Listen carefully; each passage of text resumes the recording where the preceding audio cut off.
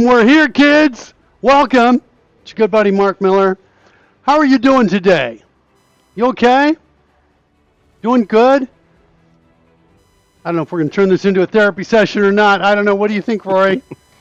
Hey, why not? Entertaining as anything else.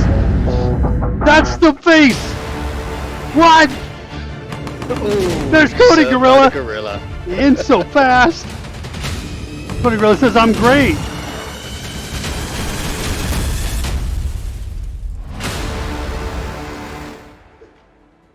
And you're doing fine too, Rory?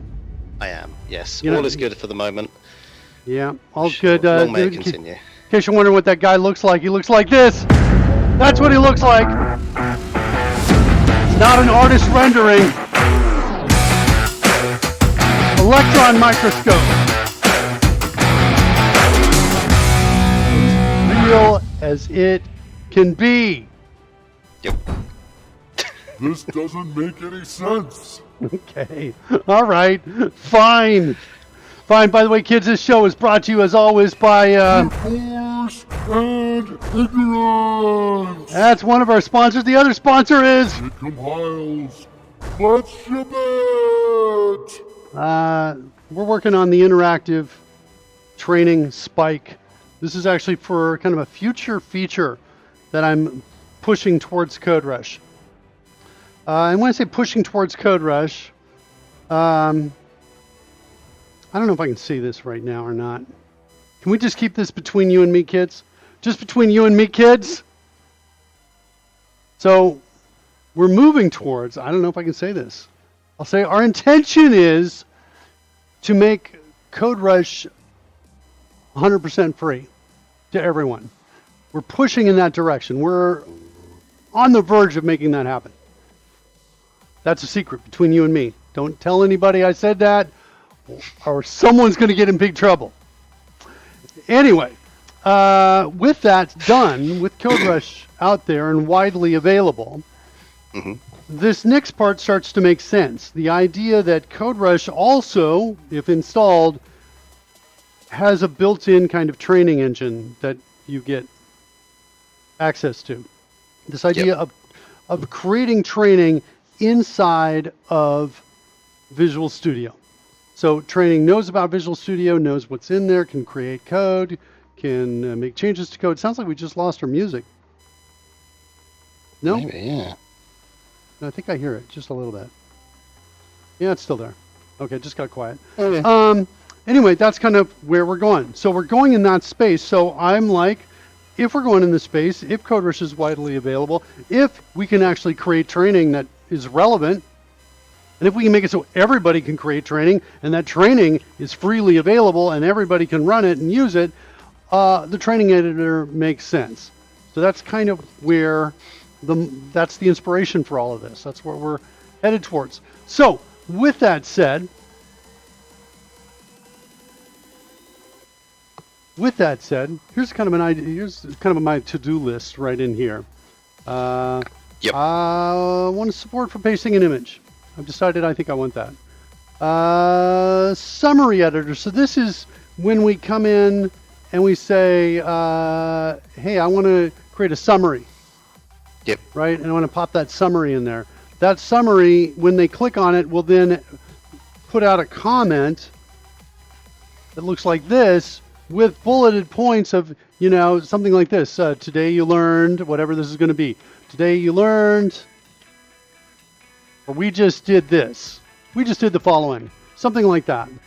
And then it'll have little bulleted points in here. Whatever. How to expand a template. Whatever it's going to be.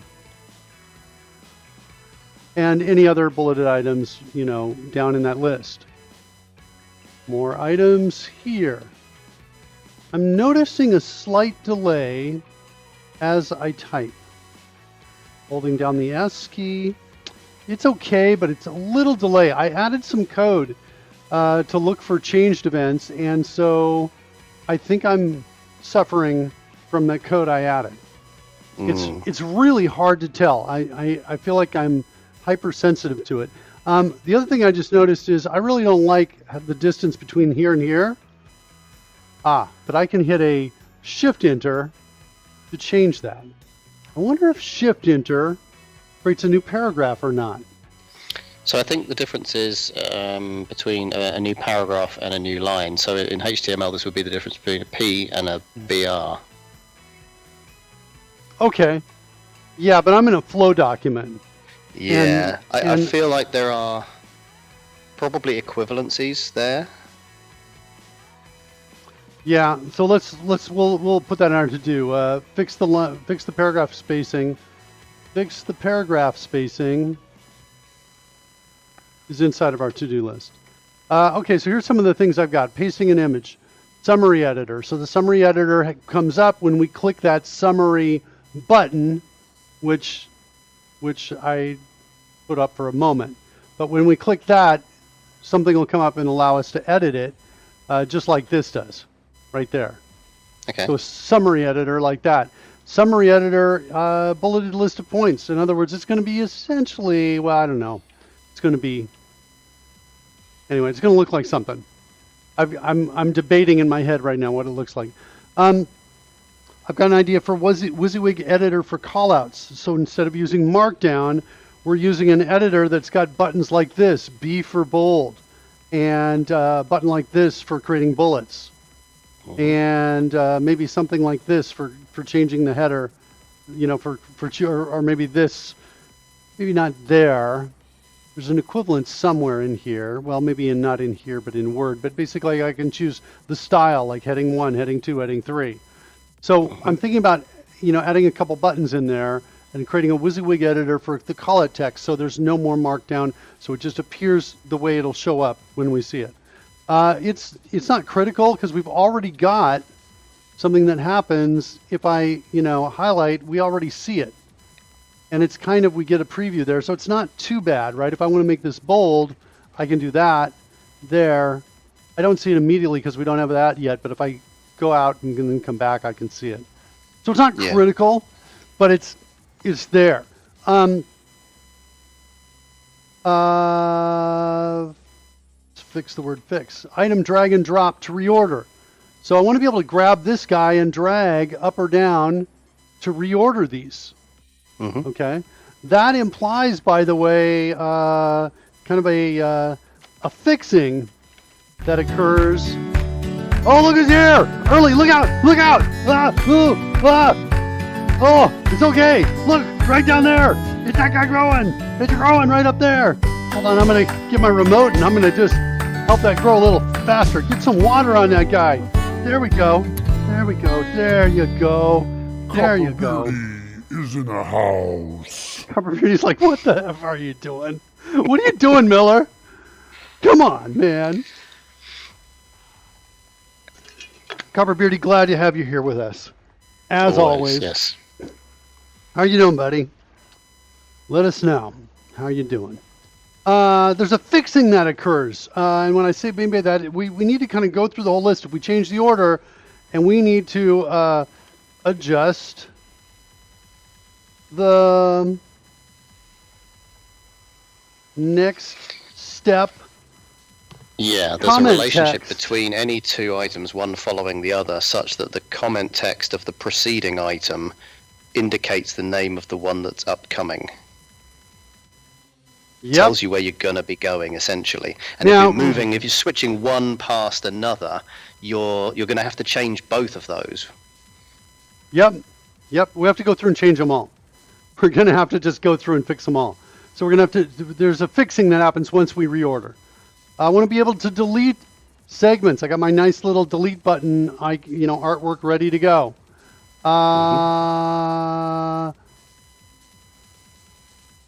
Try now button to run the script. That's going to be this button right here. It's going to be a little run button up here, like that. So we'll have that. We need that in there. Okay. I kind of realized this morning. I was working with it, or actually maybe just moments ago I realized it. But look, as we get a bunch of these in here, this bar across here is taking up a lot of space in each one of these. And it might make more sense to take that bar and put it up at the top, pull it out from all of them. Might. See, I was thinking that another way of dealing with that is certainly isolate the piece that is the bar with the controls on, and consider what the active segment is, and only have the bar show on the active segment. That's a brilliant idea. Or maybe only visible when that segment is selected. I love that idea, Roy. I considered this as well, but this now implies that we need to adjust each script segment control's max height when toolbar visibility toggles. So, or min height. We need to adjust both. So right now I can kind of move this up, but if this goes away, visually this is going to shift. Right? If I come down here and click here, this goes away, what's going to happen inside here? Right? We still have empty space. Yeah, could you flood the individual segment with the remaining non-toolbar content? Yes. So you don't change the height of the bar of the element itself, but you fill it more distributedly, as it were. That's what'll happen. But then now we have this weird thing where I might adjust this so I can see it just where I want it, like I can see all the content. Yeah. And then we activate something else, and now I see extra content at the bottom. Or, yeah, I don't know. I'm having There's some probably problems. upsides and downsides to all of this. Yeah, you've got to kind of pick a path of most acceptability somehow. Well, yeah. So let's keep talking because there's still some issues on it. The cool thing about having it close is the mouse moves are shorter, right? If I come in here and I want to, I'm in a comment now. Now that I'm in a comment, I can insert a button. So just coming here is way easier than if this was way down here and I had to come all the way to the top and then back. So the shorter mouse distance leads to faster, more productivity. Okay, so I'm trying to get a balance between productivity, efficiency, and noise, and that's kind of what I'm working on. Yeah, but I am thinking about it, but we're going to need maybe some intelligent adjustment here. If this was a full-on app that we were going to ship from Microsoft, I would have it animate its size change, and I'd have it all fit nicely. The other item on my to-do list is, look, I've got it so that there's a min height, which I'm okay with, but I don't have a max. And I think I want to set the max to how much text we have. Okay. I think I want to do that. It's arguably minor, like for a first release, we could say, okay, this is acceptable, because you can set that to what you want, and you can also kind of scroll up and down by just clicking, dragging, or moving the caret up or down. So you kind of have that ability. For release 1.0, it's okay, but it's kind of something that I think makes sense for the future. That's kind of what I think. What about, for the preceding item with the toolbar again, what about if the toolbar was held outside of any of the segments? I'm not probably using the right term segment there, but outside of the list item, so it was a list item in its own right. So all of the actual content items always remained whatever size you'd set them at, and effectively you move the toolbar item immediately above the one you're editing at the moment. That's a super interesting idea. That really does seem to get kind of best of both worlds. Because you don't have to readjust the height of anything. Yep. Coding Gorilla says, or you could float the toolbar above the active segment, so it doesn't even have to participate necessarily in the flow. Yeah, I'm feeling like that might be fraught with. I think it's a great user interface, but implementation details I'm worried about on it. I'm a little bit worried about it. I think it may be fraught with edge case issues that are going to be hard to fix, and yeah, that's kind of where my reaction is, almost deer in headlights on that. I've already got this thing floating up here. Interesting point. Yeah. Okay. And so we're going to have to put this somewhere nearby. I think I'll tell you the one I'm leaning towards on this. Well, your new idea is super interesting, making it an element. It's not bad. It puts it... Yeah, no, we can't do it, I'm going to say. That's also fraught with problems. Because if we did it here and it was up above, we wouldn't see it because it'd be out of view. So we really can't do that. That's interesting. Yeah. I'm running away from Coding Gorilla's excellent idea because I'm worried about it's going to be fraught with edge case challenges that I won't have time to fix. Which leaves me with really two choices, I think. We're looking at bringing the toolbar out to the top or only visible when the segment is active. I'm leaning towards this one right here. I think that the challenges of adjusting the max height when the visibility toggles can be solved. I think we can solve those so that we can kind of make this all fit in a way that's like, okay, not too bad. Something to think about. I'm not sure we're going to go do this now or not yet anyway, but we did talk about it a lot. Training script generation, that's for later. But I'm also, one of the things we're also working on is creating it so that we can create project-based templates that override any others. So project or solution-based templates. So what's cool about this is you basically zip up your solution along with your .cr CodeRush directory that has all your images in it and your custom templates, and that solution is now your training, and you can give that to anybody. And as long as they've got CodeRush, it'll all work. And if they don't, there'll probably be a link somewhere on the first file that says, here's how to get it.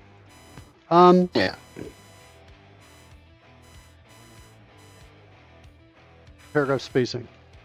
I think I want to go after paragraph spacing first. I really like this spacing when I hit Shift-Enter. And I don't like the spacing on the regular paragraph spacing. Let's go figure that out. I'm going to turn to my trusty friend, the internet, and I'm going to say, hey, internet, WPF flow document spacing. How do we control it? Is that enough? The spacing between paragraphs. That sounds good. It's just the margin. Margin. Okay. Wait. I want this. Is that the margin on a paragraph?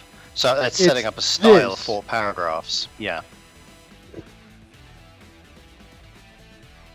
So we literally pop that in our own WPF in the flow document resources, and all paragraphs will have those attributes by default. Let's do it. Okay, so let's do that. We should be able to just do that now while it's still running, and hopefully we'll see a change. That's going to be my script segment control. Is that true?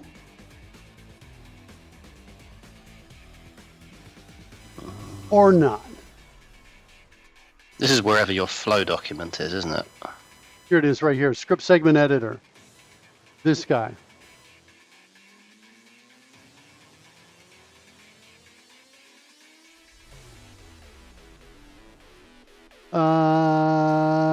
Can I do that? That?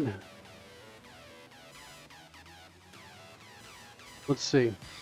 Does the script segment editor descend directly from the flow document? No. It descends so it has from one within it. It descends from rich text box, which has a document property in it. So I think it'll work. Okay. You don't think so? Well, it looks like it did. I'm wondering if we need to have... Oh. It worked. It did. Okay. And here, just to show...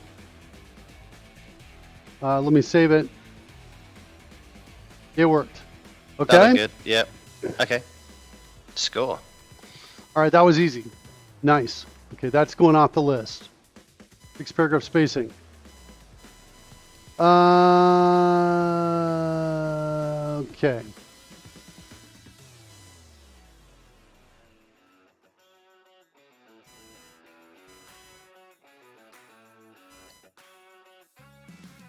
I don't know. Any of these speak to you, Rory?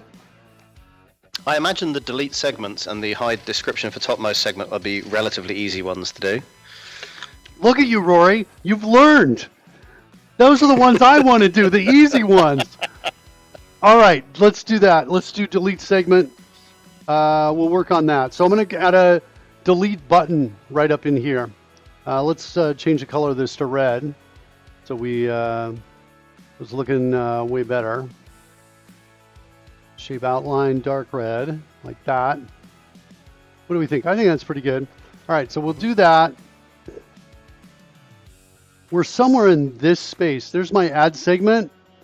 And I'm going to have another button right after that called BTN delete segment. And that button is going to have that inside of it. And where is it? It's only looking giant. Let's go ahead and change its height.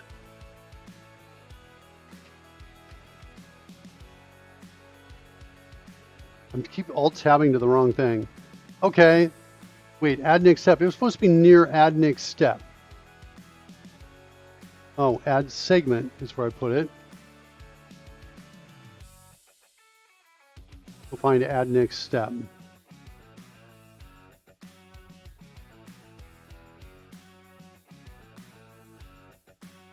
Wait. Is it just that I'm in... I think it was the right place, and we're just not splitter? in a stack panel or something like that. Okay. So all it's that the two get to fight with each other about where best to go. That's probably what it is. Let's try that. Let's call it orientation is equal to horizontal. No, let's make it a dock panel. I'm starting to like dock panels a lot ever since I started working with them again. Thanks to Coding Gorilla helping us out there. What? What have I done? Where'd it go? Add except used to be underneath this piece. What did I do wrong? Is there a dock property in here that I've got? There it is. This dock property needs to come in. Up. That's that part right there. This I want to dock to the right. See how good or bad that looks now. Okay, not bad. It's better. Yeah, it's better. Let's set our width to 24 as well.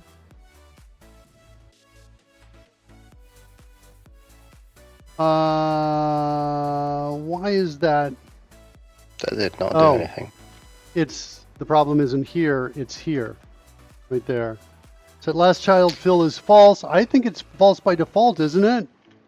Let's just see if this works. It kind of works. I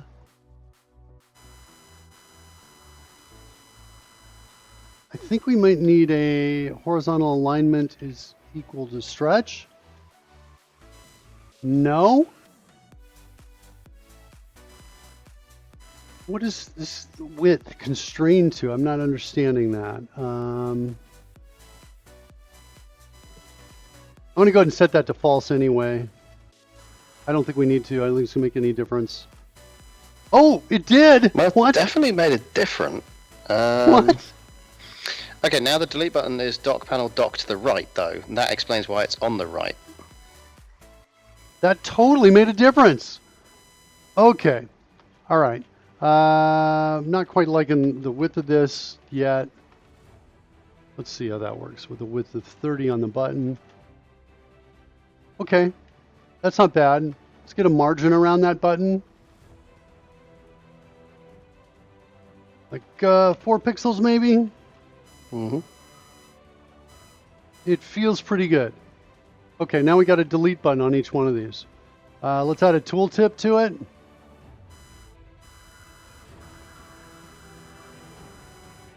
It's like it heard me. Did you see that? I just like hit That control is space. really good the way Studio is now predicting sort of the most likely thing you're going to want to do.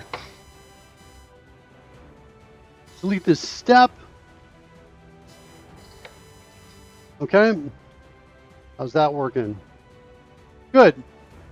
And then we need an event handler for it.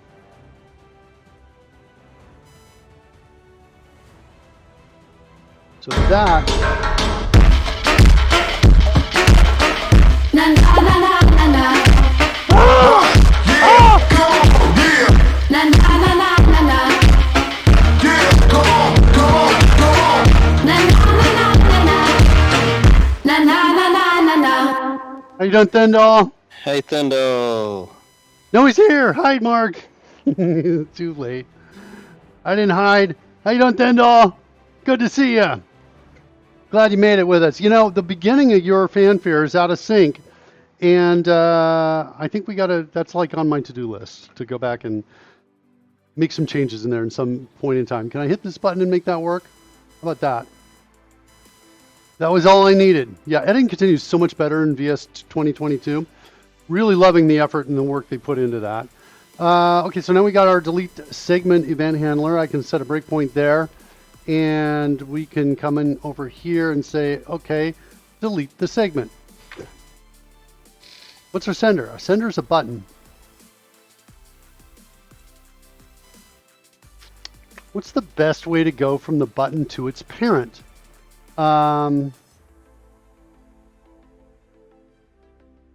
Maybe something like this.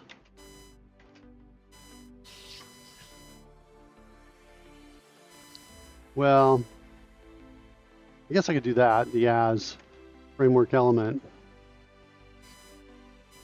I guess I can start there. And then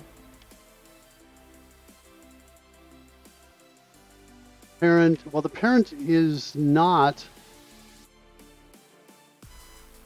well, maybe there's two things. So where's the code that, so when the button raises the event, can't the button just pass, because it's not the button actually firing, the event has access to the parent of the button by virtue of it being kind of on the button, so it could pass this to the event in the first place. It wouldn't then be the button coming through. We're not triggering the button, the triggering's happening inside the framework. Oh, okay. Yeah, so basically while parent is not null and parent is not, wait, do we have an is not yet? We don't. Okay, and the parent is not a script segment control.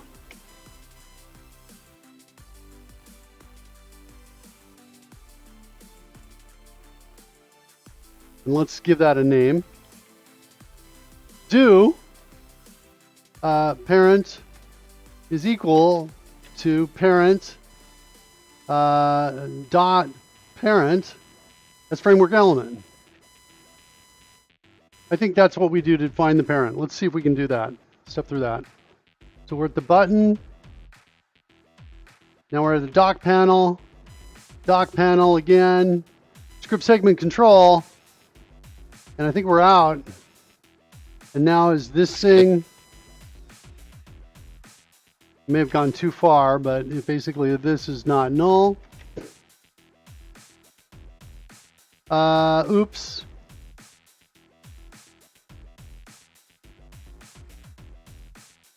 I can't take that outside the while loop, huh? I think that's what it's telling me, right? Well, you don't need to, because parent's the one that's coming out. Yeah, I guess I could do it one more time. I could do this.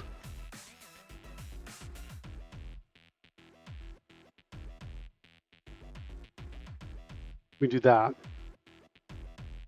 And now we've got script segment control in there. And now what we want to do is go into essentially list box. Wait, where's my list box? Where am I? Script segment control. I'm in it. LST, don't I have something there? I call it something else like script segments. Oh my gosh. That's a little bit unexpected. What do I call it? What's going on? Segment editor? Are you only in the script segment control itself? Yeah, that's where I'm at. Have you not got out any further? I'm not out any further. All right. So now what we want to do, in fact, it's just us. I'm sorry. I thought I was out somewhere else. It's just us. All of this work we don't need. Right. All we need instead is we need a new event, which is going to be delete requested. Like that. Yes. And now when this event is raised, the sender is the object which wishes to have itself deleted. That's what you were saying. Yeah, I think that's your mind was in that space. I think, That's wasn't kind it? of. Well, see, I'm not used to doing the WPF stuff, so I'm still stuck back on win forms for this sort of thing. We always used to have to define the events ourselves for more or less anything, and therefore we got to decide all the time what sender was. All right, so now we're going to say this, and I think that's it. Okay, apologies, kids. It was great, great bit of coding, though. Okay, so now we So need now to we need hook to up the handle event. that event. Yep.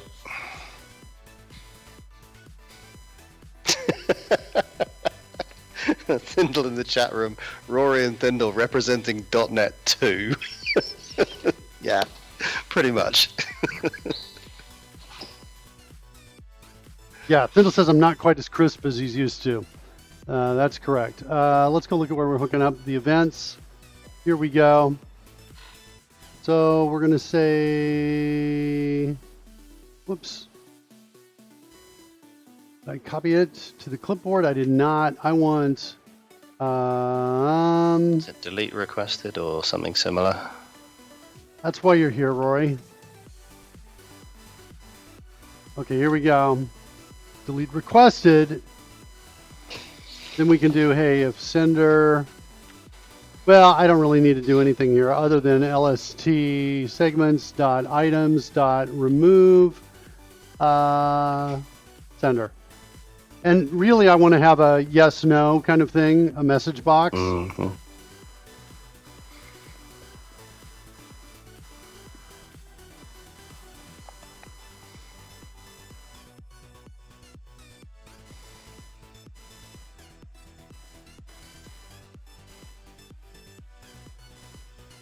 Yeah, it really doesn't like the Windows Forms thing. I wish there was a WPF message box. But there's not. All right, and we're going to have to stop because we're like way out in this space now. System Windows Forms. I guess. Coding Gorilla says there is. What you got for me, Coding Gorilla? It's not message box? Thindle agrees. Neither one of us told us which it is, but to be honest, that's hope is a powerful thing here.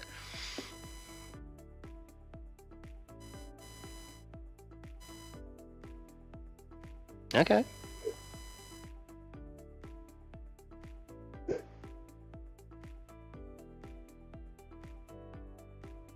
There we go. Message box.show. Okay. Now I'm feeling like, oh yeah, I've seen this before. All right. Are you sure you want to delete this item?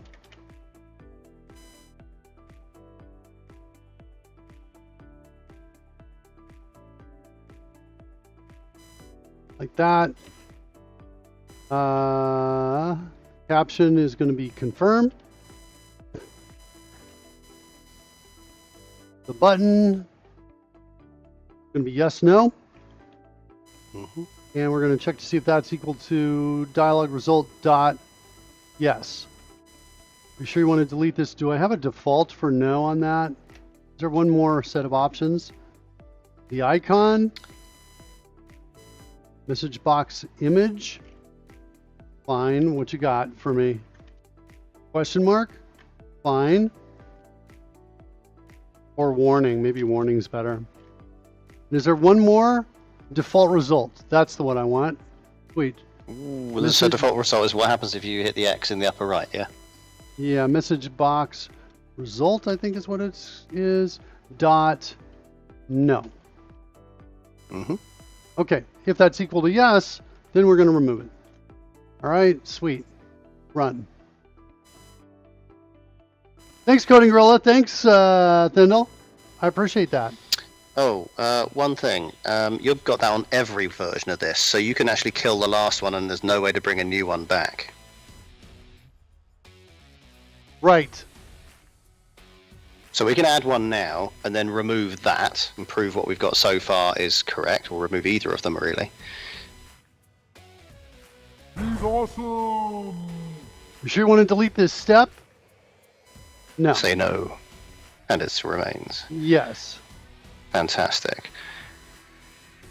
Right, so what we've established is that we now need specialist behavior for the first item in the list because you want that to not have a description section, and specialist behavior if it's the only one in the list, which is to presumably not have the delete option. I'm kind of okay removing it and then, checking to see if the items count as 0 and then adding another one back. That works, yeah. Great way to clear it down. Yeah. Then we're going to, somewhere in here, I've got some code that creates a segment, create new segment. Where's that? And where's that being added? Here. We need something like this. Dindal's got a slightly unique solution to the problem in the chat room there. Well, I'll read it. And hear me out here, or leave it as is and tell the user to RTFM when they ask why it's failing. I like it. That's perfect. Okay, so now we're just going to create new segment and call items.add and pass it in there like that. Okay, so let's try that. We'll run that, and now Rory's concern about getting back to, nothing. I'm going to delete this step. Yes. And now it's deleted. Which is good. Yeah, so we can add a new step, and now we can delete this one. Yes. And then did this one, and it's simply going to appear there. It just kind of cleared out the description, but you wouldn't even have seen that. So it's almost like we don't need this if there's only one. I don't know. It's okay for now, right? This is not something people are going to really depend on, right? This thing working in this space. I do think it's interesting, though, to have this hide or appear depending on what's active. And I'm now starting to lean more towards this hiding or appearing. Well, when this hides, though, we've got to move this content up at the very least, like you were suggesting at the beginning. You agree with that? I find it interesting because we want to hide show the description box under some circumstances. We want to hide show kind of the toolbar under some circumstances. But no matter which of those is hidden, we still want the sort of hamburger thing in the upper right hand corner so we can drag drop it around. So we've got some competing requirements here. You are right. I wonder if I put this in the wrong spot, because I've got an option. Let's set a breakpoint over here. What if the description was on the same line as the highlight and the hamburger and the delete were on the same line as each other? Because I know I kind of think of a delete as being in the upper right hand corner, much like closing a window. And actually, there's a potential risk that you might think where there's two things on screen that the delete was actually applicable to the thing underneath it and click it for the wrong reason. Yeah, I'm with you. I mean, I understand what you're saying. I'm okay with the delete right here. This is a great observation. I just want to click delete, get to the breakpoint a second, and I want to go in here and I want to say. Yeah, just writing some temporary code here, but if sender is a script segment control, like that, then I want to come in and say script segment control dot description visible, I think is what I called it, is equal to false. I want to see if that hamburger disappears, is what I want to do.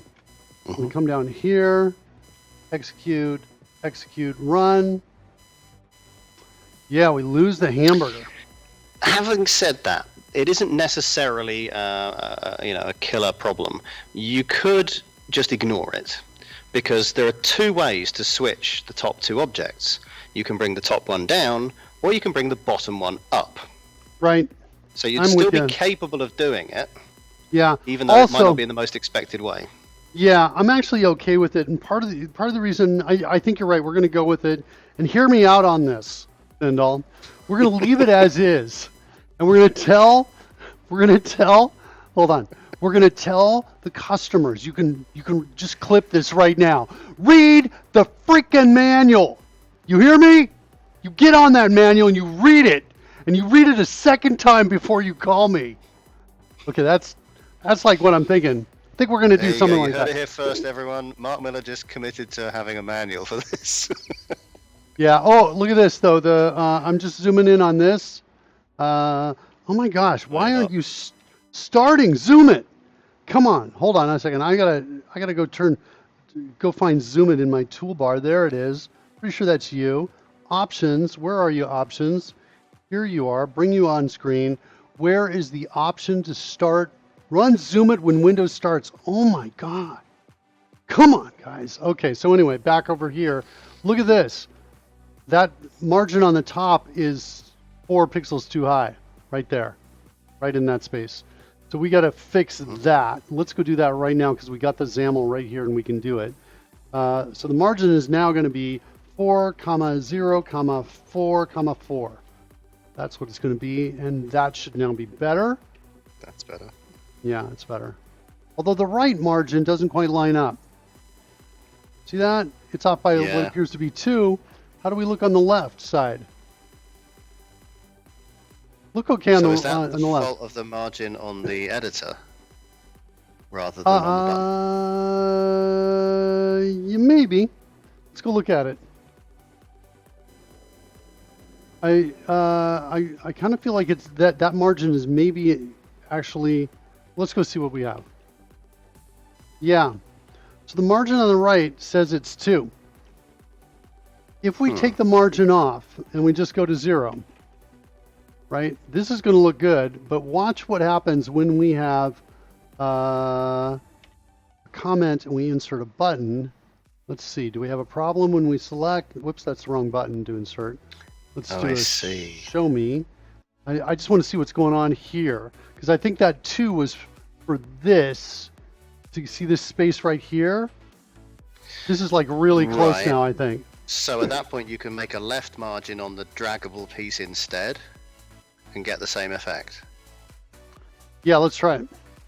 That's the grid splitter right here. So just do 2 and all the rest are zeros. See, how do we look now? Okay. Let's change the width to 7. Oh no. No. Let's change. It's the column definitions. We need to go find that in our code and where we're setting those and change it there, I think. Right here, what it looks like. This I think has got to become 7 for the width of that column. So let's try that. And what can I do? I think I got to click away and click back. There we go. That looks like that may have fixed it. Sweet. Okay. Everybody okay? Everybody take a breath, okay? Everything's all right. Oh my God, this thing bugs me. When that hole stays up. Oh, wow. To do. Remember we talked about it last time? Sometimes that happens. Yeah, but before I was assuming it was something to do with the call out, but there's no call out in place here. No, it's not the call out.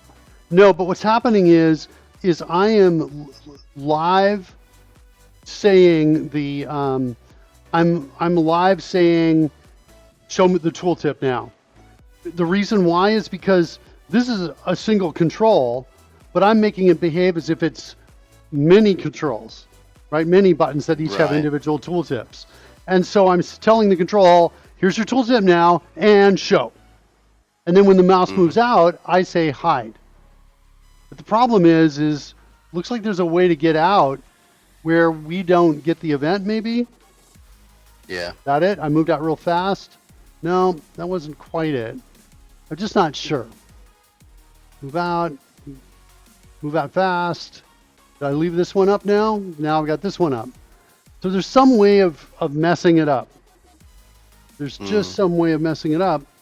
And I guess if I Alt-Tab away and Alt-Tab back, they all could go away. They all get cleaned up. Oh, wait, one light came back. Oh my God, what a nightmare. Look at this. It's when I go from one to the other. Oh, wow. That is an easier bug to go fix. That's awesome. They're all cleaned up. So if I just do this, it's kind of working. I don't get the mouse out yeah. because this is right up here, so it doesn't go away there. So this needs some work. We're just going to come in here and say... So is it that the control as a whole, if you leave it to hover over a child control, that's one thing. If you then leave the child control to go back to the main control, that's another. What you're doing is you're leaving one child control to go to another child control. And then each time they're building up their list, and it's not until you go back to effectively the editor, and then it doesn't clean up everything. It just cleans up maybe the most recent one. Yeah, I think that's part of it. Also, this little beauty is right here. Oh, lovely. That happens sometimes. And that one, I'm not sure what's going on with that. But yeah, this to this is definitely reproducible. I guess we can go look at it now since we're talking about it. So let's see. Oh, lovely. Let's go back to get rid of them all. Let's go search for tooltip in the code.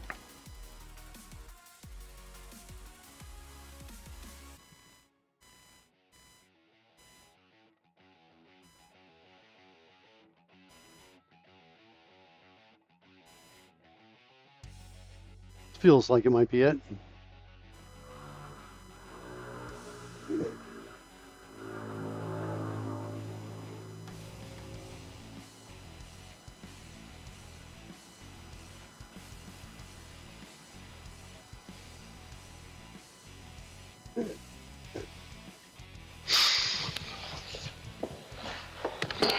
So I guess my first question would be, where are we actually raising the mouse over image event from? Mouse over image changed.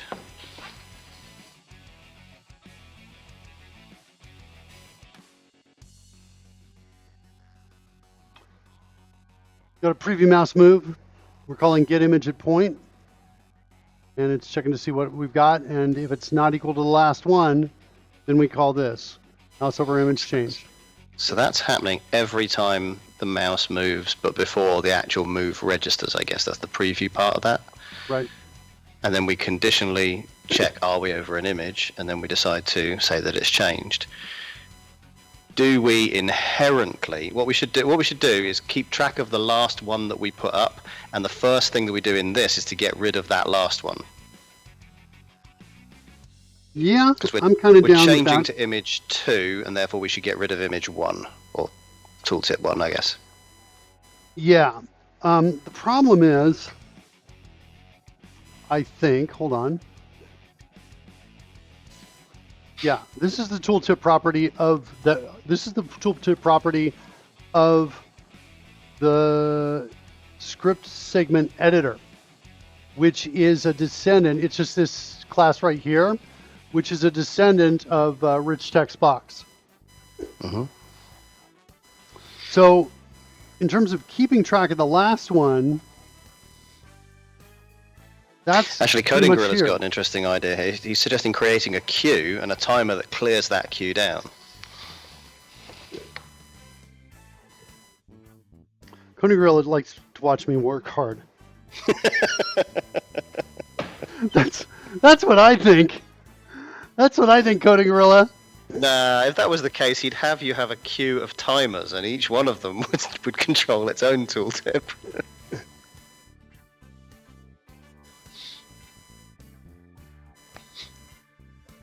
Quick chat room, let's come up with a more complicated way of solving this.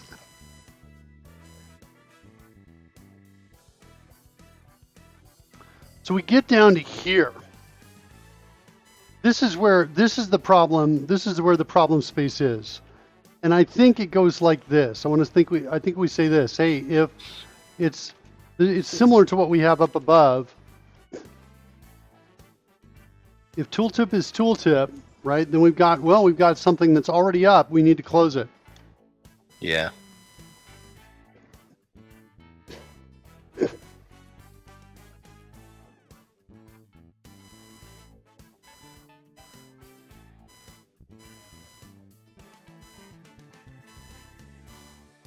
Oh wait, are we doing that right here? And then I'm going to say we want to do it in the exact same place. Okay, let's do it here. Get rid of that. Coding Gorilla now suggesting creating an Azure function that fires a HTTP endpoint that tells Mr. Announcer Bot to send a message to close the tooltip. I'm out. I'm gone. You guys do it yourselves. All right, this is what we're doing, Coding Gorilla. See if this helps. Okay, here. Oh, much better. Much better. This, we don't get anything from, though. We come out of here, and we need to get rid of that.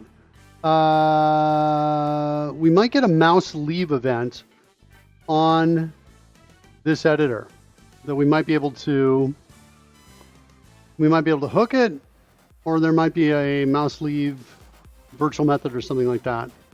Now, I forget how these things work, but isn't there not the possibility that the mouse leave event, one of two ways it works. It either works when you just leave the bounds of the object, or if this object ceases to be the one that you are over. So, for example, if it's coded weirdly, I guess, you could invoke this by virtue of hovering over a child control because it's no longer the dominant thing that you're looking at.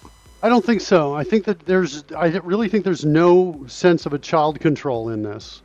That's Okay. what I don't think there is in the flow document. I just don't think that's the case.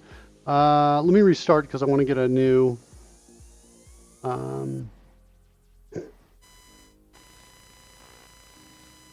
Okay. We got a mouse leave already. That's probably a good sign. Can I get it again? Yeah, I got it again. All right, that's a good sign. So where were we before? Were we doing that little magic here? This is going to be hide tooltip. Ah, what happened? Something happened. It selected a different thing just as I hit enter. Hide tooltip. Let's go back to mouse leave.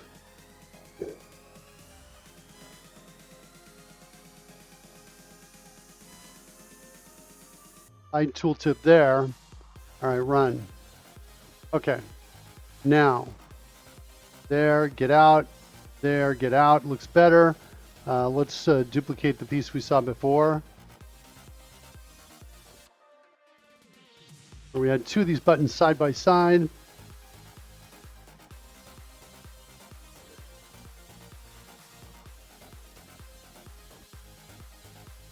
Good. And then up, and we're good. All right, you good, Rory? You happy with that? Yep. Okay, that's good. So we fixed that. I don't even think we had time to write that down. Delete segments, I think it's done. We agree with that? It's done? I think so. Yeah. I think it's done. I like to keep these out here, though, just in case I need to use them again. Hide description for topmost segment. We can do that now.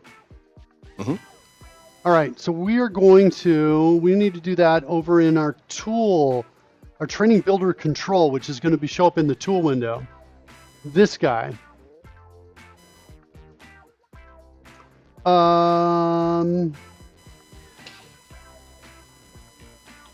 This we don't need anymore. We're going to have a method called fix up script parts, maybe.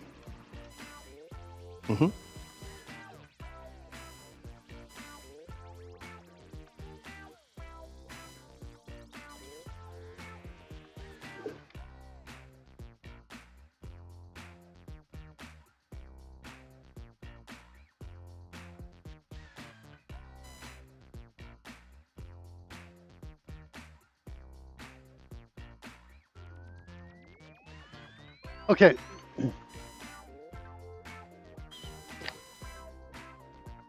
We want to iterate through all the items. I'm going to kill the app here. So the first form of fix-up that we're going to do is to... Which way around are we going to do it? We're going to set the preceding segment's next part comment equal to the description of the current one or the next one relative to itself. You know what I'm going to do first? is I'm just going to go down and say, I'm just going to decide whether the description's visible or not. And then Okay. we'll do what you're suggesting next. Okay, so is first equal to true, like that. If item is script segment control,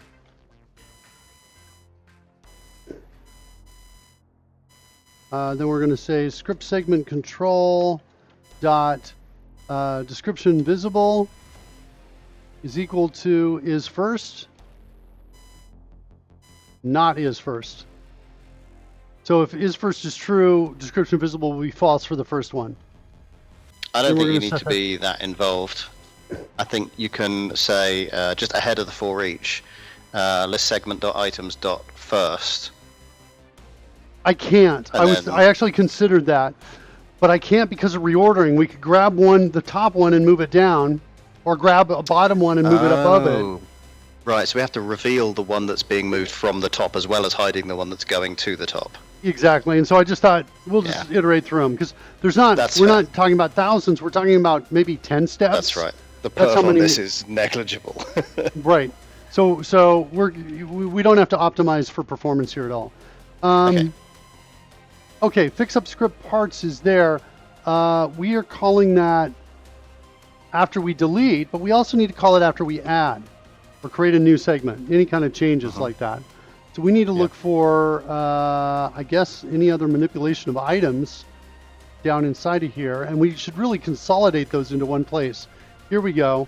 There's insert, items.insert. And do we have any more items in here? Arguably, changing the description is going to constitute a change, but not one that needs to ripple through everything. That one will only need to affect the current item and the preceding one. So maybe not worth calling it from there. Yeah, let's do this. I'm going to extract this into its own method called add segment. Add segment, add script segment, also known as maybe a step or something like that. And in add script segment, we're going to do that. Then I'm going to go find the other items.add in here.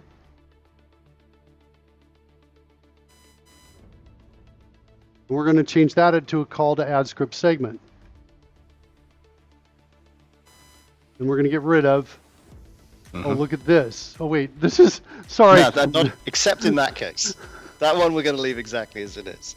I was like really excited about that. How simplified that was. Okay, we're going to use, oh shoot, I got the other one. That's off the clipboard. Let's get it. Add script segment. There it is. Okay. Do we have any other ads? Nope, we're way out. Okay. So there's add, and then we got to go find the insert.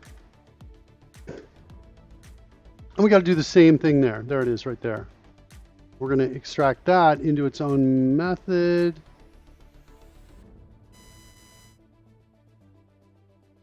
I'm going to temporarily create a local for this.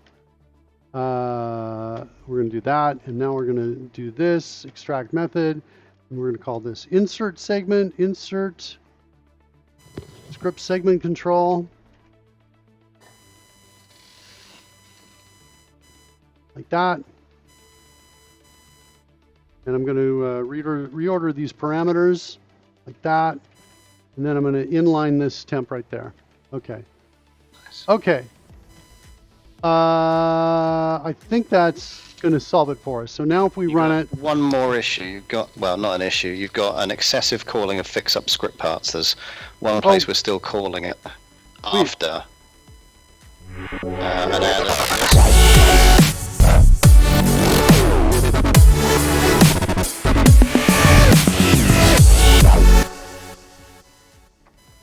That's the one. yeah, this one right here. We could do this.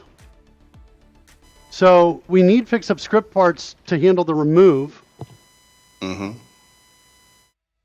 Add script segment is going to automatically call it. See what I'm saying? So we Yeah. only need to call it here. It's not balanced symmetric code though. Weird Beard, sorry. I was like in the middle of concentrating when you came in and I was talking to Rory. And another message to trigger the fanfare. That's where it doesn't feel like 4 months. What are you talking about? What? Oh, you subscribed for 4 So months. he's got to subscribe. Yeah. I know I'm supposed Thank to you thank very much. Thank you for that.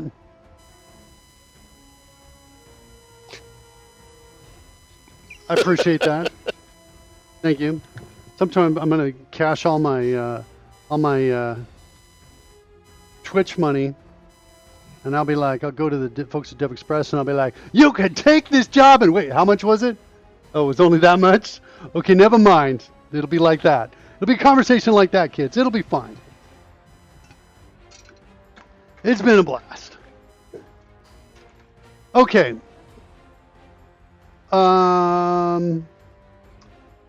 Where am I? What am I doing? Oh, I'm going to add another step. And so now we got description here. We don't have it there. And now I'm going to add another step. So this will be call this the second step. Yeah, I was going to say, try deleting the first step and see if the description disappears from what is currently the second step. That's what I'm going to do. But I'm going to add one more step before I do that. And so now this is my third step. Like that. And now we're going to come up here. I want Hector! Hector! Hey, Hector! Hector, your Jesse. chess pieces are Good all to over the see place, ya. man. Hector like always comes in and just throws the board. Oh, I'm here. I'm here. I'm done playing chess. What's Miller got? What's Miller got for me? I only want these to be available if they're selected. So I think we're going to need some kind of, we're going to have to track which one list item is selected and when that changes or not. We're going to need to do that. Yeah.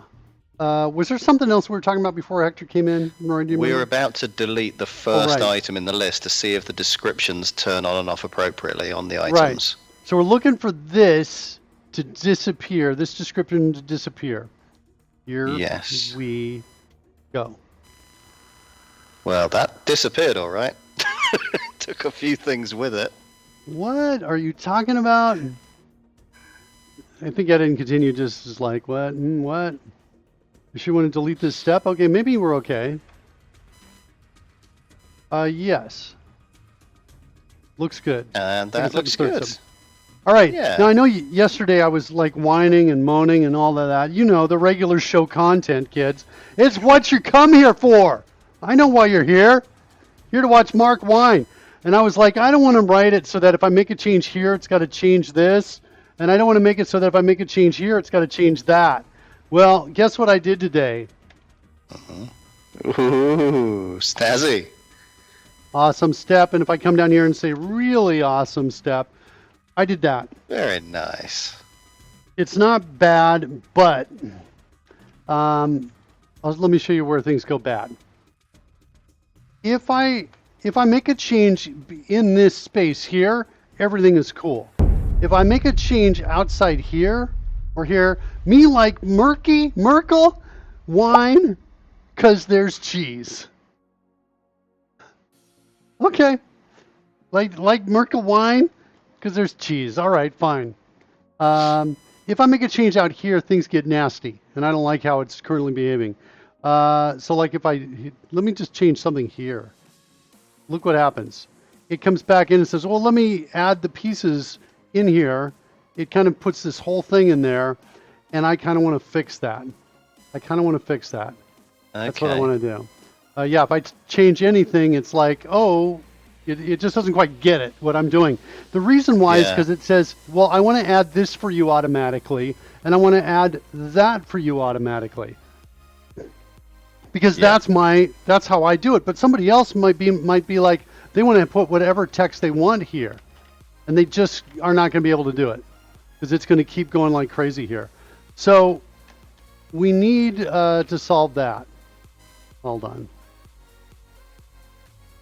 Oh, is this even going to find its way back now or no? Oh, that's not good. Oh, interesting. I put a space here. Yeah, it's not really. It's thoroughly confused now, isn't it? Yeah, and so there's a logic issue in there. I don't know if we can go after that now. Yeah, I guess we can. All right, how are you feeling, Rory, right now, by the way? Oh, pretty good. Yeah? Yeah. Okay. I say, all right, we'll do it. We'll go after this right now. So let's take a look at what's going on with the code here. What's happening back here? Really? Well, fix your GD C# compiler. Come on. All right, let's kill it for a second. Let's go look for, I think I called it something constants, training constants, next step prefix. Here they are. So the idea is that someone will be able to go into the CodeRush options and change what their default prefix and suffix are. Okay? Yep. So not too bad there. Just noticing we're not using these anywhere else. Looks like I was in the middle of making a change and didn't finish it. Let's go look for the double.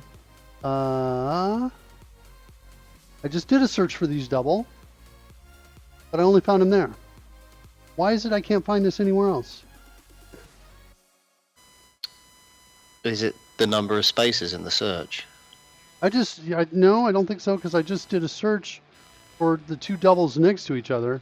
1, 2, like that. And it shows up in exactly one place in the file, which makes no sense to me.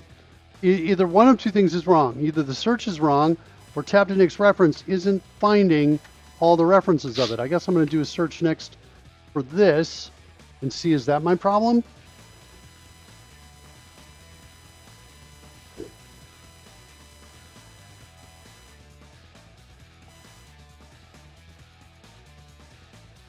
This is the one we found.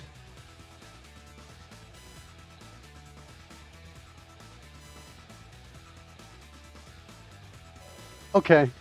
Well, it would help if when I wrote this, if I did it the right way. All right. Right. Let's look the other direction. And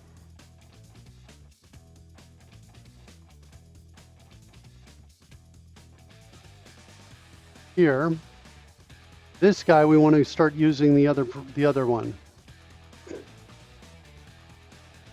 So at this point, we can come in here and say this is going to be in training constants dot next step prefix. So all I'm doing right now, I'm not making any changes to the code. I'm just kind of refactoring right now. Yeah. Okay, let's look at how these are used.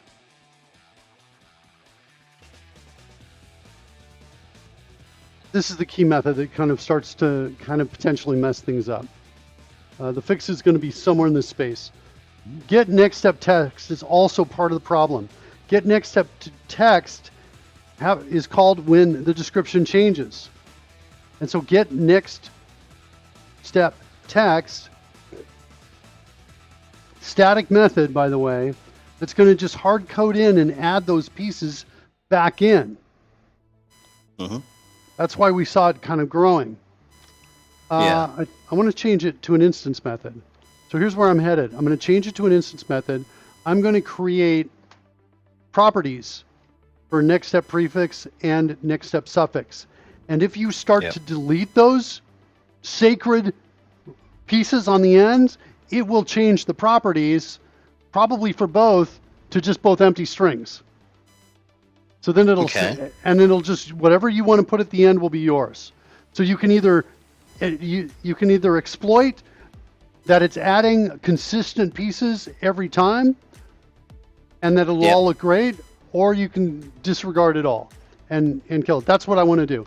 So we're going to change this to instance method here. And now this is going to be, where are we? What class are we in? We're in the training builder. Okay. Script segment control is this guy. Previous segment is this guy.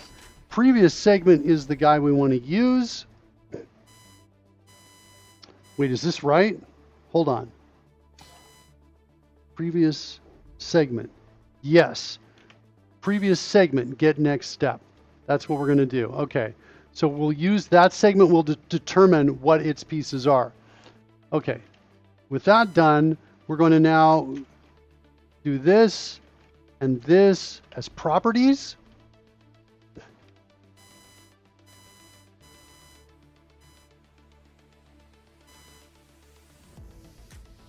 And next step suffix. Got a hard stop in about 46 minutes, kids. Okay. Gonna go watch Stranger Things with the family. By the way, yesterday we went to go watch Stranger Things, and my daughter said, like, Dad, will you do Find My Phone? My daughter, by the way, is this kid right here.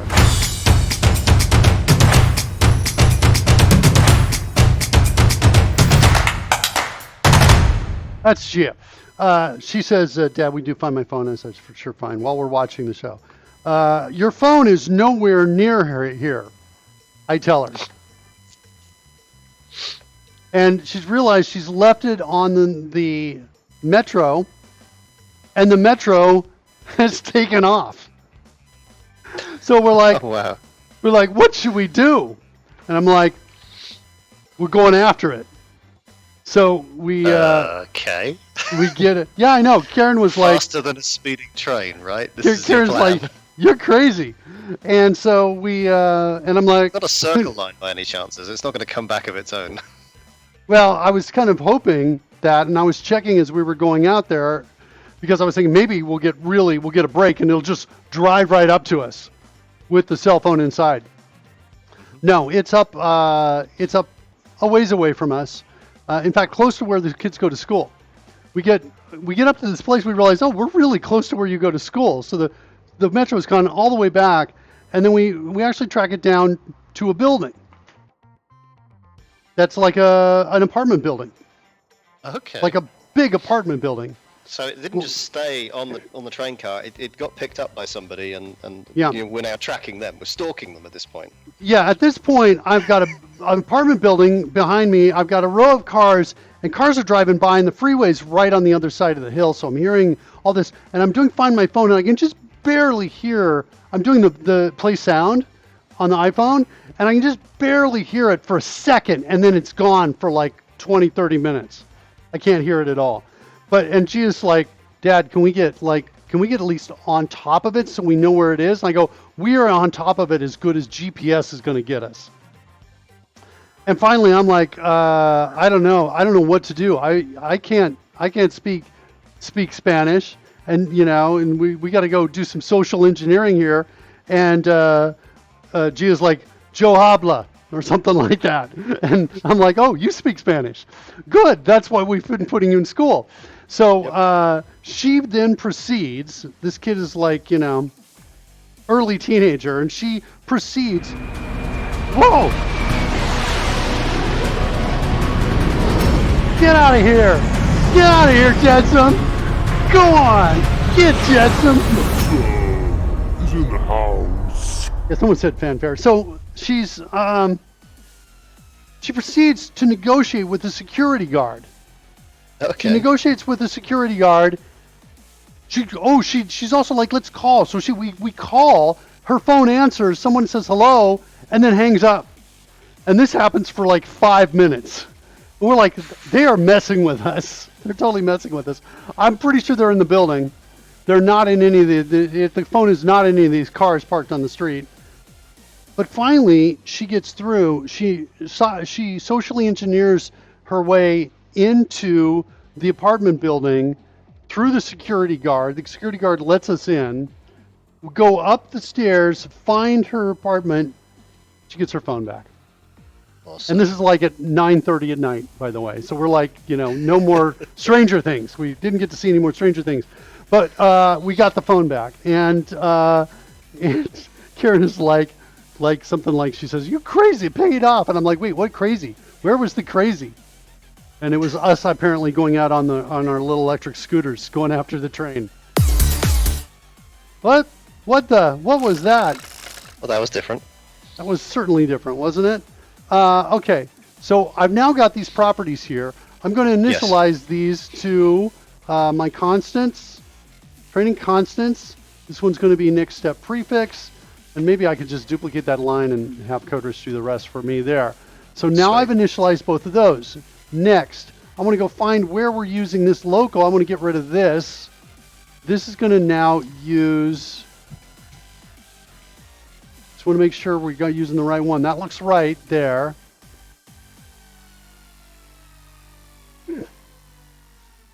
And I think this is to keep this from breaking. I don't think I can do starts with an empty string. I think that's going to be like, so we're going to have to do something like this. Not string is null or white space, is null or empty rather. And it starts with. And then we got to do the same with the other piece as well, right here. So we can only take action on it if it's not empty. Is that true? Because the first conditional on 318 will prevent you from getting in here to 321. I mean, it's safer that way, but I feel like the first clause of that second if can't ever be a problem because of the outer if. No, this is a problem because this could be not null. Or it Oh, could sorry, be null. suffix. Sorry, Yeah. I didn't see that it was the different. Yeah, okay, different target of the operation. Fair play. Yeah, so this is basically saying, hey, if we've got a suffix and it starts with a suffix, or I mean the prefix, then it's going to strip out the prefix. Then it's going to check to see, do we have the suffix? If we do, it's going to strip that out and say, here's the new description. Otherwise, it's going to send the whole string. Any possibility you'll have a suffix without a prefix? I.e. that you'll be prevented from reaching it, but you'll still want to reach it. Yeah, I think if that happens, we're still going to send the whole string. I think we're Okay. going to not try to strip anything out. If you destroy any part of prefix or suffix, we're kind of done there, is what I Okay. think we're going to do. All right, let's go back. Nothing else. Whoops. This one's going to be next step. Suffix. All right, both of these are gone. Now, the final piece is we need to set those to empty at the right time. That's what we need to do. Mhm. And maybe even arguably set them back to their original values if somebody were to put those back in. Yeah. So here's text change. So basically what's happening at this point is we're saying, get the run at the caret. We're checking to see, is the previous inline an image? And if that image has details of it's the next step command, then we know that we are in the run that follows that. Yes. Right? That's what's happening there.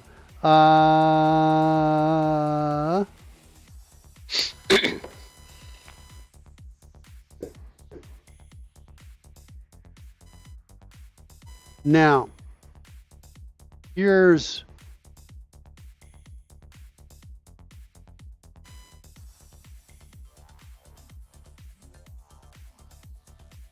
I almost think I'm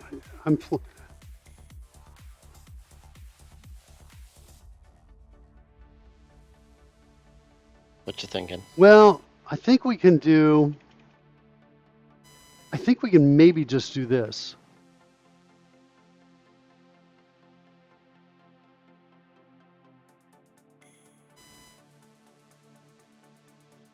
I think we can maybe do that. We set them both empty here. Now we don't get a restore here, but let's try it and see if that works. Okay, add next step. Down here, there's the next step. So this is all good. Create code will be our next step. Now I'm going to start deleting pieces off the edges. Nope, it's still adding. What about here? Oh, this might be related to the problem you're talking about. Now I can delete. That's related to the problem, I think. Got it. I got it. Hold on. It's in here.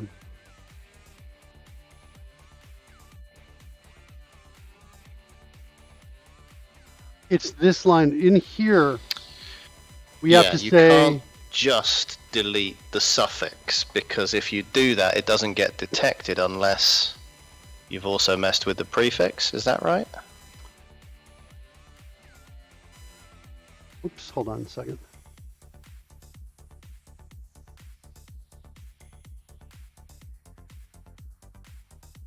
Whoops. I think right here we need to do this here. So basically what happens is we've found a match at the beginning, but and if this ends with it, we're going to strip it out. But if it doesn't end with it, something has changed. We've edited outside the range, and we're just going to set these both to null, to empty. Okay. Okay? I think that's going to work. Let's try that now. So now I'm going to come out to the end, and I'm going to get rid of that. And well, actually, I can't test here. I got to restart or create a new step here. Here we go. Okay, so now if I come in here and I start deleting from the end, okay, it kind of did a big jump. Okay, I think I know why.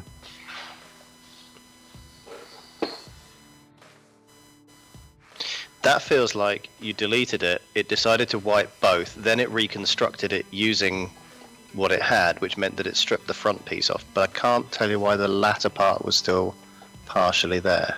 I know why it stripped the front piece. It strips the front piece here. What we need is to re-add it if we get down in here. So we're going to say that's equal to my next step prefix Prior plus to that. resetting it. Yeah. Yeah, that's what we need to do. It's a little tricky, all of this It's a code, little right? involved, but yeah. Add next step. Okay, so now we're going to come out to the end and we're going to delete. There it is. See, That's what I'm looking for. That's what you want, yeah. So much better. From the moment you alter a prefix or a suffix, they are no longer prefixes and suffixes, and they are part of the main body of text, as represented by the fact that they are placed in the following description. Yes. Now, one thing I want to do, though, I think I know how to restore it, is when we get to something like this. So now I want to do this. I want to say, hey,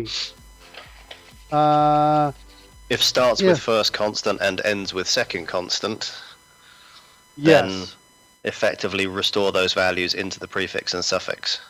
Beautiful, isn't it? It looks and feels like it's going to work. Yeah. I know. Okay, so if this starts with my constant one, dot next step prefix, and it ends with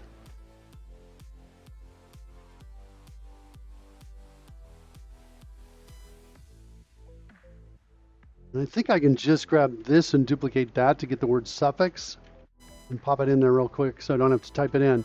So if it starts with that and it ends with that, and well, I think that may be all I need. So now I'm down here, and now here's where I restore them. Yeah.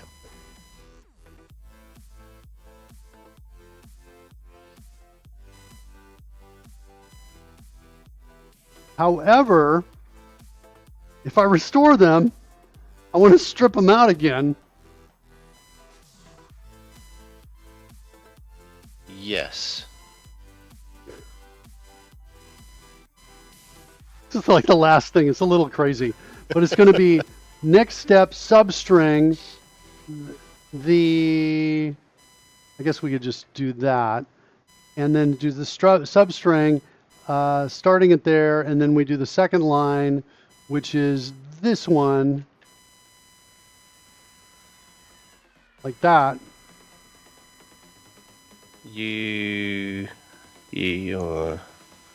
can also pass in the length to the first one instead, which is just subtract the two constant lengths.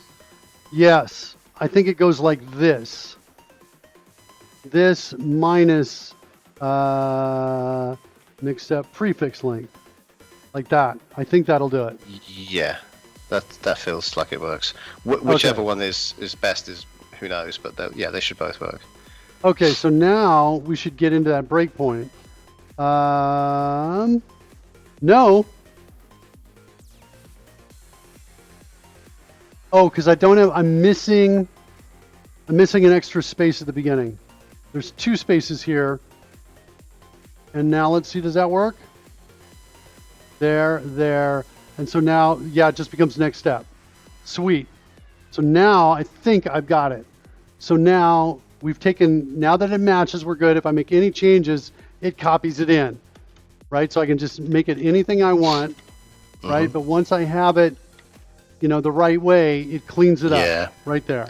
That's pretty nice. Way better than before, right? Yeah. Yeah. It totally works. I'm excited about that. That's cool. That's cool. Yeah. Okay. What do we Right. got? Having reached that point. No! You can't leave, Rory! Stop! Get back! No!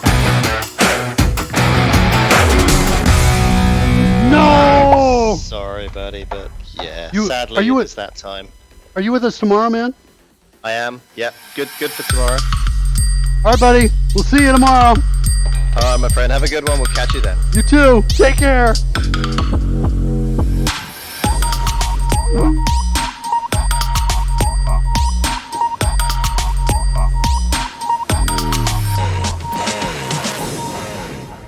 So we're making some pretty good progress here, kids. Some pretty good progress. High description for topmost segment. We got that.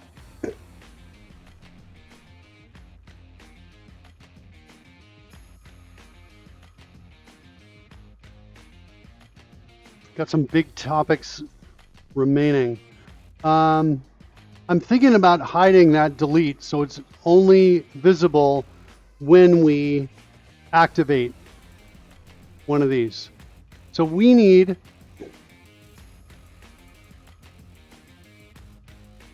I think we can do this pretty quickly and easily. I think in our fix up method here, let's go find that. Fix up script parts. We can grab the script segment control and we can say, hey, script segment control dot set selected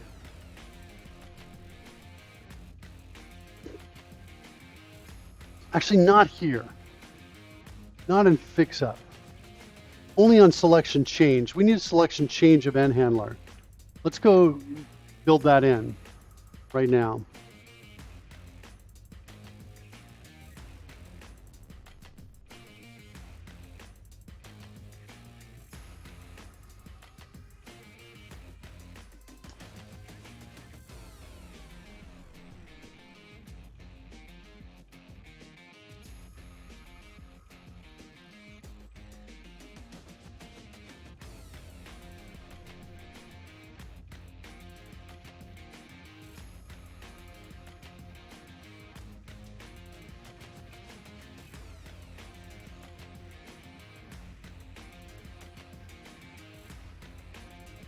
Set selected, and then we're going to say list segments dot selected item equals script segment control, like that.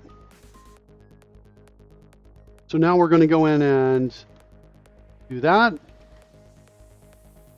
and then we're going to say btn delete segment dot visibility fine if is selected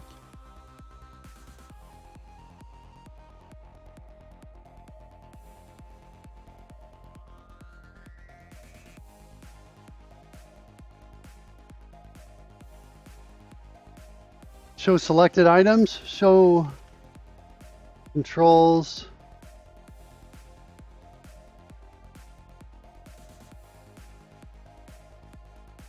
selected only controls. I'm not finding a good name for this. I'm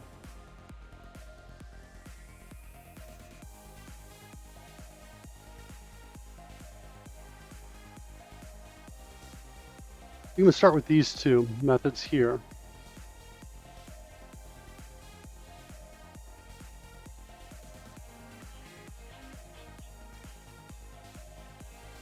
Maybe not.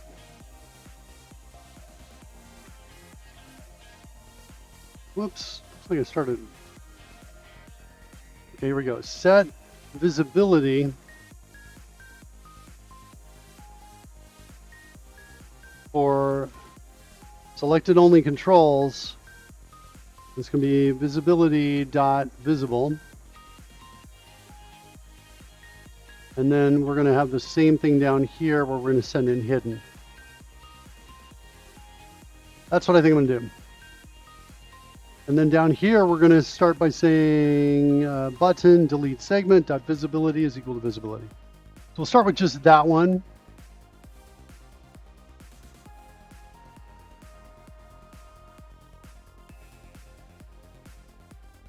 So we're not going to collapse anything.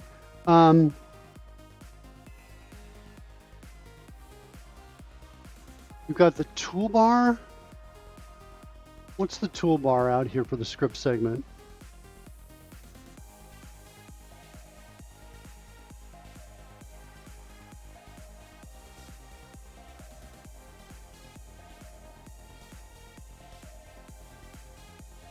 SP image controls. This is the highlight. This does not have a name. This is going to be our, maybe I'll just call it toolbar, like that. All right, I'm going to kill it because we didn't have a name on that. We made a lot of changes, so we'll restart it. So we'll say toolbar dot visibility is equal to visibility.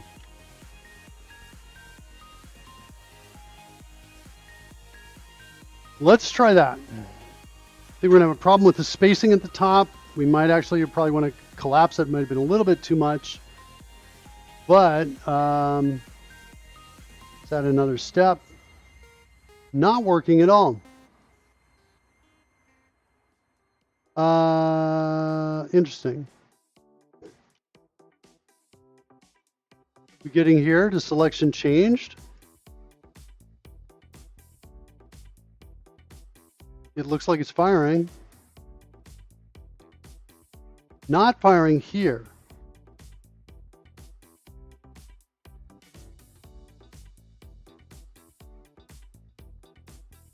Because if I've clicked in here, it hasn't actually selected it.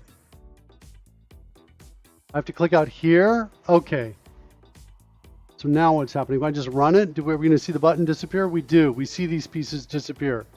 If I come down here and click on it and we run it, we see them disappear up there. All right, let's clear the breakpoint. So the problem is, here, once again, if I click up here, there it comes in, there it comes down. The problem is if I click here, it doesn't select this item. That's my problem. And once this is selected, if I were to click in the description, it also doesn't select. So I need a way to select the item if something gets focus. Like if I come in here and I click down here,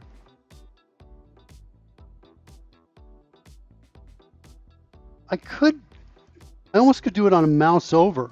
Like just mousing over could select the item.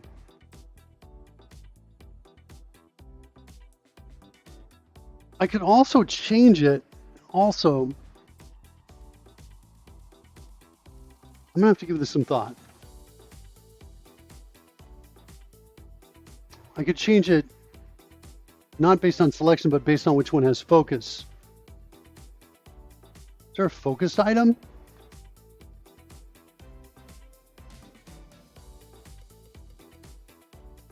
No focus item. Yeah, I think I'm going to need to trigger selection based on these activating. Let's see if I can do that. Let's close it down. Go to the script segment control. Do I have an event like called activating? I don't. Do I have something like that for this text box?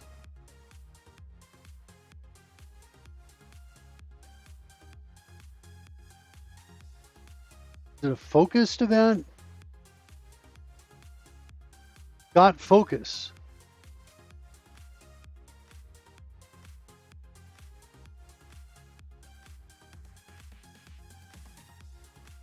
Okay, let's rename this to control got focus, like that.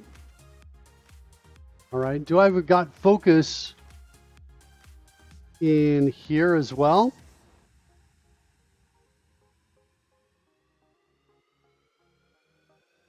Looks like I do. Okay, so there's my got focus for that. Do got focus on this guy, and that button. Got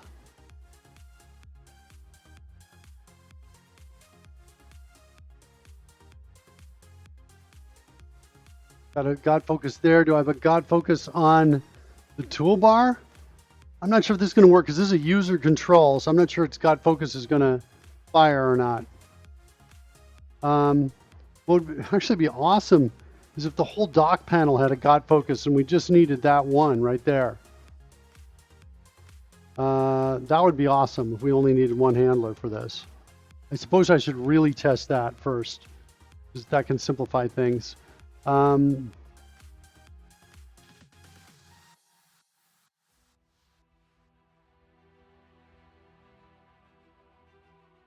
Let's do this. Let's create a new event handler for this and see if we can get a breakpoint there. Let's run it.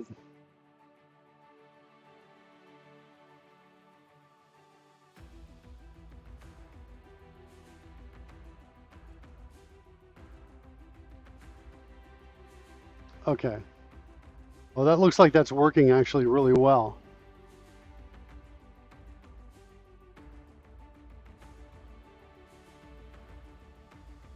Yeah, working well. Okay, I just need one. All of these we can get rid of.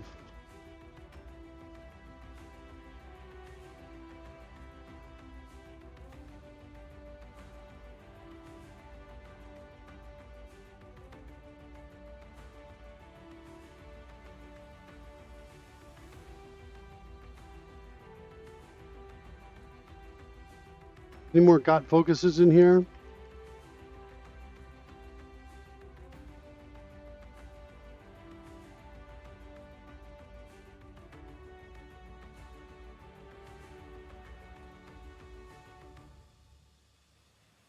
Okay.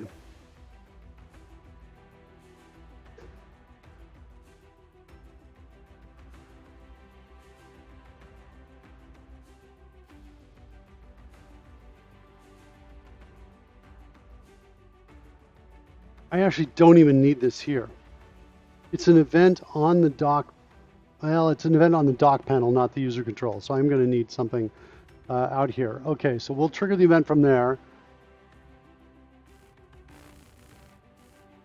Create a new event handler here. Got focus.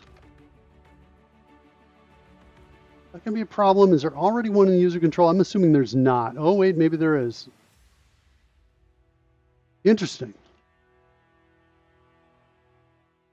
Okay, I'm going to keep this for just a second. We'll come back and delete this. Let's go see if we can hook just a got focus on this.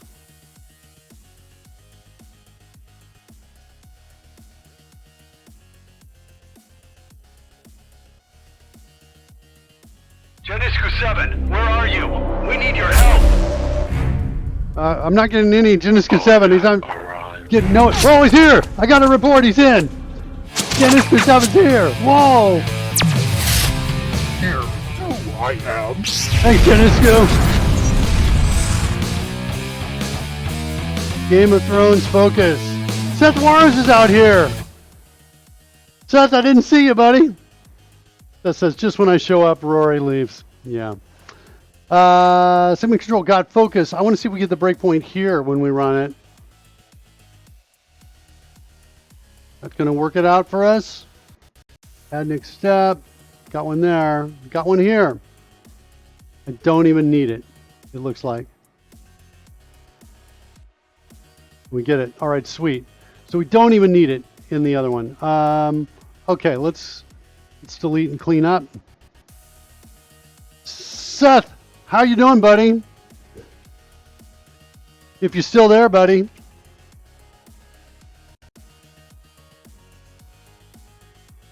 All right, There's that. This one's gone. Delete that. Didn't need it ever. It was there. Everything we needed was there all along.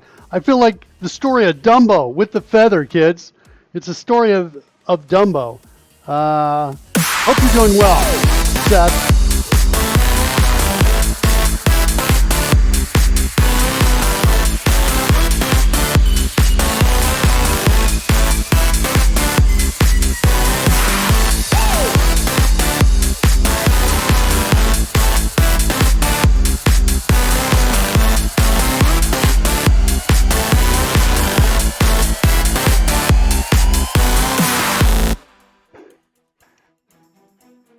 That goes out to my good buddy Seth. How you doing, Seth? Okay, now when we get focused, this is when we want to actually set that selected item. So I think we're just going to go in and say list segments dot selected item is equal to sender as, well, just sender. I think it's all we need to do. I could just solve all our problems there with a one line of code. Oh no! Oh no! It's this guy. Just gotta stop it. I just gotta reflect it. Whoa!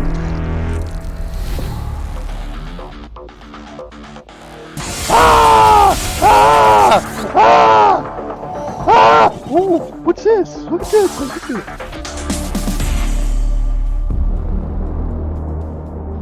You know, when I fade out, I've said this before, but when I teleport out of there, there's this bright orange light from the sky that you guys don't see because they're fading me out, you know, whatever, I get invisible, but it just shoots right down on my desk and it actually feels like I'm teleporting out. I have to remind myself that it's not real. It's not really happening.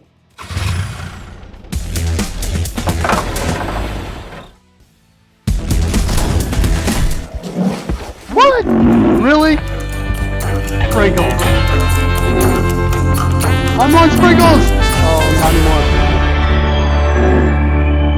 I was on Sprinkles for a second though, kids.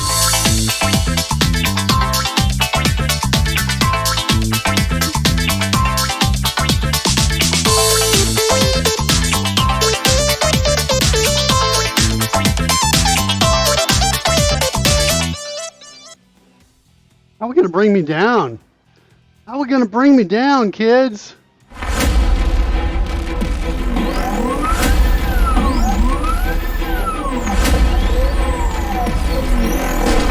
Ah! What the? Oh! Kids! We're in trouble! We gotta focus! We gotta write some code, kids! Things are going bad all over the place! Oh, brother! Alright, here we go! Alright, for kids who've just shown up, by the way, we're working on interactive training. Just for Visual Studio. That's kind of where we're headed. This is going to be inside Visual Studio. Right now we're just doing some kind of UI polishing here. If I, yeah, click, there we go. Just want to make sure this button is kind of apparently following it. Right, when I select it, we get the options. I'm okay with that. That looks good. Looks good. Okay. I think I'm at a good ending place, kids. Thanks for everybody for showing up. We made some good progress today. Definitely made some good progress. Sweet. Okay. Let's get a ray going.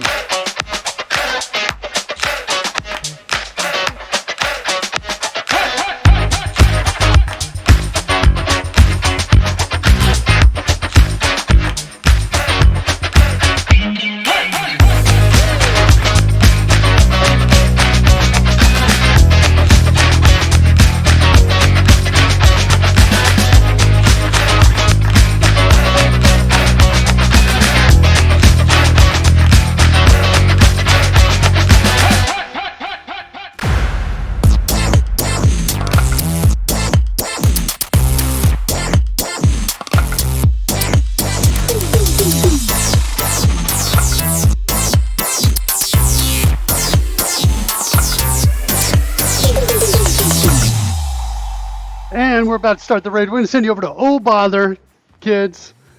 Oh Bother. Giving you a second if you want to start one more party for me. That's some just put in party 4. That was what we did. Okay, we got it. Bam. All right, kids. Thanks so much for hanging out with us. We'll see you tomorrow.